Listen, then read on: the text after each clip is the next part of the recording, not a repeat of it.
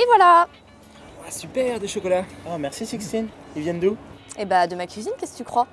Et oui, les chocolats, vous pouvez très bien les faire vous-même et même les personnaliser. Allez, suivez-moi en cuisine pour la recette.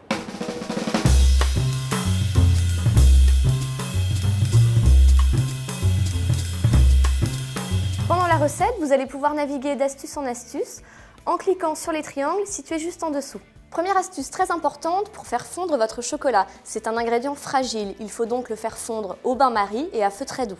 Ensuite, pour travailler votre chocolat, il faut être dans un environnement frais et pas trop humide. Première étape, on va faire fondre notre chocolat au bain-marie.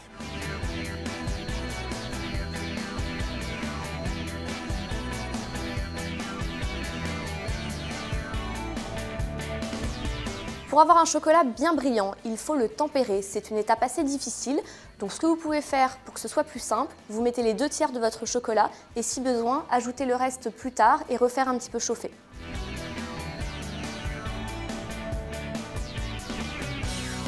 Pour un démoulage facile de vos chocolats, optez pour des petits moules en silicone de ce type. On commence par mettre une couche fine de chocolat à l'intérieur de la caissette en veillant à ce que ça adhère bien aux parois. Ensuite, on la retourne pour enlever l'excédent de chocolat. Le but de cette opération est de former une coque qui va donner une forme à vos chocolats. Et c'est parti pour 20 minutes au frais, le temps que nos chocolats prennent. On va maintenant préparer notre caramel. Avant toute chose, on fait chauffer notre crème quelques secondes au micro-ondes pour qu'elle soit chaude et qu'elle ne fiche pas notre caramel.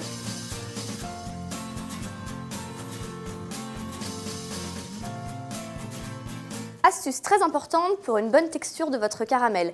Veillez à ne jamais verser de liquide froid à l'intérieur du caramel. Il faut d'abord le faire chauffer, sinon le caramel va se figer et durcir. On fait ensuite ramollir le beurre pour qu'il soit en pommade et on le coupe en petits morceaux.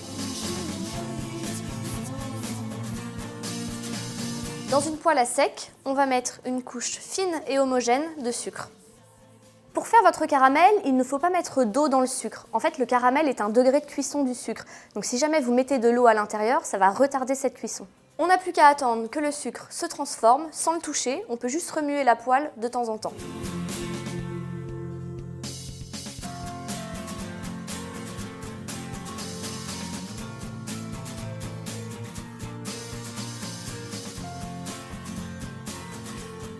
Pour le moulage de vos chocolats, commencez par remplir avec une fine couche de chocolat l'intérieur de vos caissettes en faisant attention à bien remplir les parois. Ensuite, vous laissez prendre au frais environ une vingtaine de minutes, vous ajoutez votre caramel et vous finissez par une fine couche de chocolat.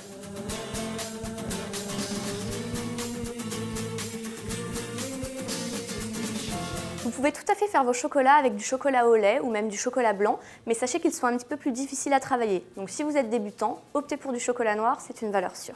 Et voilà, mes petits chocolats sont presque prêts. Il ne manque plus qu'une trentaine de minutes au frais et on va pouvoir les déguster.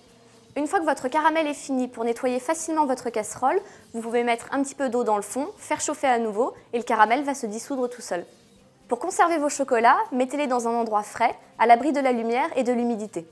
On peut très bien imaginer d'autres garnitures que le caramel, comme par exemple des amandes ou des noisettes ou même des grains de riz soufflés. C'est très très bon. Pour ça, c'est le même principe. Vous commencez par une couche de chocolat, ensuite votre garniture et à nouveau une couche de chocolat.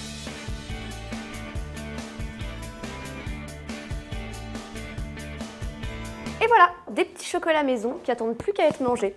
Le chocolatier, c'est vous, non? Bon, vous n'êtes peut-être pas obligé de tout manger non plus. À ce compte-là, j'aurais peut-être mieux fait de les cacher dans le jardin. Bon, allez, un petit dernier pour la route quand même, hein. On va pas se laisser abattre.